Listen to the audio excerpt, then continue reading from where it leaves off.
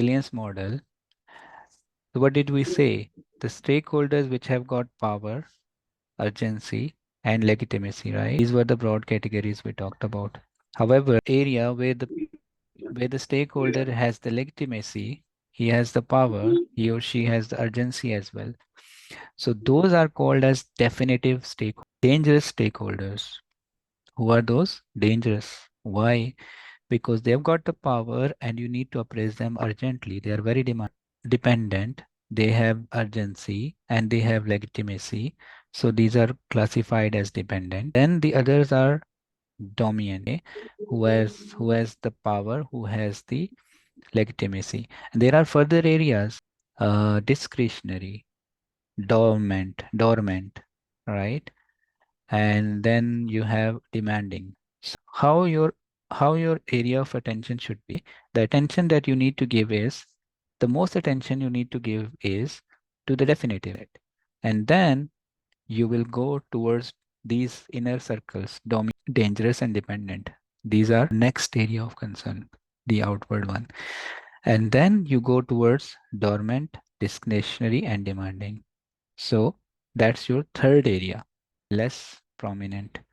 And the others, dormant and discretionary and demanding, will be less prominent. So this is how salience model in these three categories and decide your attention that you need to give. Like this, if you have stakeholder and that's the role in the project and the power they have got the power, yes, they have got the legitimacy, yes, they have got urgency, yes, they are, who are they? Definitive stakeholder is their category. And you need to manage closely. Tricks is having attitudes like, is the stakeholder resistant, or is it neutral, or is it supportive, or is it leading? And then you use the word C as a current level and the word D as a desired level. So you have a stakeholder who is currently unaware about the project, totally unaware. What the power he has got, the influence. So what your strategy is, you want the desired level to be leading, or let's say supportive. So you're gonna in writing that no, this stakeholder is currently standing unaware, but I need to move it to the supportive level. That's my desired level. So this will be on the wall. This will be on the wall, and you need to devise strategies and put them in place so that one day you can say this stakeholder is now supportive. I have moved him from the unaware state through all the way to supportive, or it maybe it reached to the leading level. Okay, so when should we identify the stakeholders? Identify the stakeholder as soon as the project starts, right? It's on early stage, yeah. Hmm?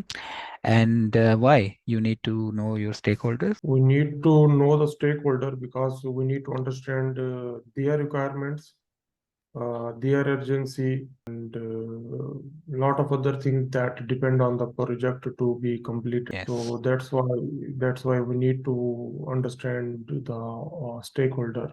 Yeah, correct. What are the positive stakeholders? Positive stakeholder who are mostly related to the internal stakeholder, like who are directly involved into the Why do you think that it is only internal?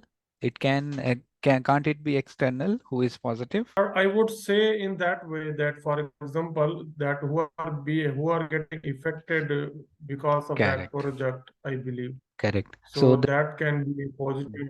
Yeah, yeah. So that we can can be both. say who is whoever, internally or externally, who is getting positively impacted by the results of the project. Whoever is positively impacted, who is benefiting from the project objective or the results of the project, who will be benefiting, those stakeholders would become positive, or whoever is pro project during the project, even whoever is pro project, whoever is supporting the project completion and even facilitating the project is a positive stakeholder, internally or externally. Whoever is creating resistance, impediments, whoever is against the project objective or end result of the project, who has got negative stakes in the project, right? Who is impacted Mm. negatively, badly. Maybe internal department, another department is negatively getting impacted by your project. You are doing a work, they are working, you are doing the maintenance, they are getting impacted. You need to align with them. so that their normal operation is not impacted by the work of your project. So that's the strategy you will use, counter their negativity or negative attitude towards the project. And Mhm. normally we involve the whole team during the stakeholder identification process. So not only the PM job, it involves the whole team effort to identify who are the stakeholders. I think it will be most probably it will be the D option, but second option will be the A. Yeah. The thing is, it talks about you realize you have some tool that might assist you fleshing out this problem. So you met people, okay, you are in several weeks into a new project, right? Which is one of the most visible one. I mean, it's the prominent project in the company, and you are still getting the feeling that stakeholders, which might include the suppliers, customers, functional managers, individual contributors, Mm. they are talking that no one is pleased with this project, right? And Mm. they don't understand why this project is so hype, why it is so such a high priority project. Okay, now realize this is a situation. You got to know, or you know that there is some tool that might assist you in this condition, okay, where you can flesh out the problem, that who are the stakeholders which are neutral, which are resistant, which are aware, unaware, who are supportive, who are leading. You need to classify those is their current attitude towards the project, and then you can prepare your strategy to deal with them. So what is that tool that can help you plot the current attitudes of all the stakeholders? Then it can be a engagement assessment matrix, I believe. B, no? It's B. And it is true. You're right. If you go back, just studied this one. This is a matrix which helps you to plot the attitude of the stakeholders, right? Seam Mm. matrix is a helpful matrix which will help you to plot the current attitudes of the stakeholder.